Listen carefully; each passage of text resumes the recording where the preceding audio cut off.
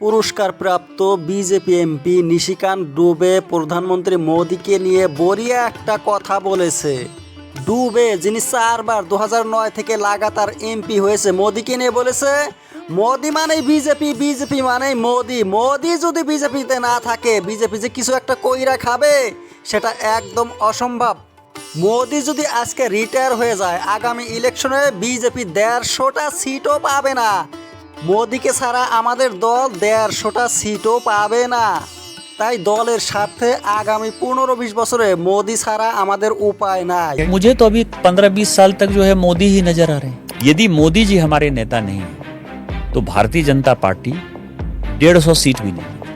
2029 चुनाव भी भारतीय जनता पार्टी की मजबूरी है कि मोदी जी के नेतृत्व में ही लड़ना पड़े। মোদিজি থাকবে না যাবে এই প্রশ্নটা আসে কারণ মোদি নিজেই একটা আইন বানিয়েছে যেগুলো বিজেপি নেতার বয়স 75-এর বেশি, তারা ইলেকশনে লড়তে পারবে না, এমপিও হইতে পারবে না, মিনিস্টারও হইতে পারবে না। সেই হিসাবে তো মোদিজির বিদায় নিতে হয়, কারণ মোদিজির বয়সও আগামী ইলেকশনে 75 পার হয়ে যাবে। যাদের বয়স 75-এর বেশি তাদের জন্য মোদিজি গঠন করেছিল মার্গদর্শক মণ্ডল, যে মণ্ডলে বিজেপির এলকে আদবানিকে ধরে বিজেপির বয়স্ক লোকেরা রয়েছে। মোদিও তো সেখানে চলে যাওয়ার কথা, কিন্তু মোদি এমন মণ্ডল গঠন করেছে মাত্র ধোঁকাবাজি করে, বদমাশি করার জন্য, এলকে আদবানিকে যাতে সরিয়ে দেওয়া যায়, কোনো মিনিস্ট্রি পোস্ট না পায়, ইলেকশন করতে না পারে, তার জন্য এমন মণ্ডল।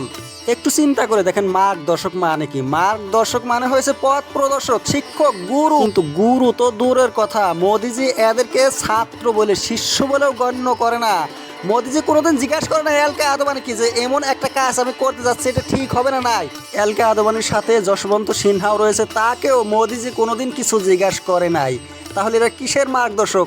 তাহলে এমন মার্গদর্শক বানানোর উদ্দেশ্যটা কি মোদির মাথা থেকে পা পর্যন্ত হয়েছে ভণ্ডামি। আর সবাই যদি যাদের বয়স 75-এর বেশি মার্গদর্শক হয়ে যায়, মোদি কি জন্য হবে না? যাই হোক, নিশিকান্ত যে কথাটা বলেছে এটা কিন্তু খাঁটি কথা। মোদি ছাড়া বিজেপির ভাত নাই। তাহলে কংগ্রেসের কথা বিজেপি কি জন্য বলে থাকে যে কংগ্রেস গান্ধী ফ্যামিলি ছাড়া চলতে পারবে না, গান্ধী ফ্যামিলি ছাড়া কংগ্রেস ভাবতেই পারে না।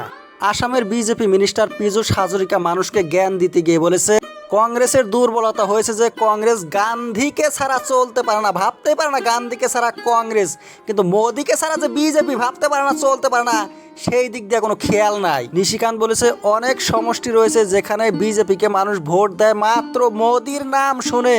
গান্ধী ফ্যামিলি পরিবারতন্ত্র, এই কথাগুলো বলার আরও একটা কারণ হয়েছে যে যদি গান্ধী ফ্যামিলি না থাকতো, সোনিয়া গান্ধী, রাহুল গান্ধী, প্রিয়াঙ্কা গান্ধী না থাকতো, তাহলে মোদির কত আরাম হইতো। মোদি এত কম করে ঘুমায় কি জন্যে? এই গান্ধীর জন্যে।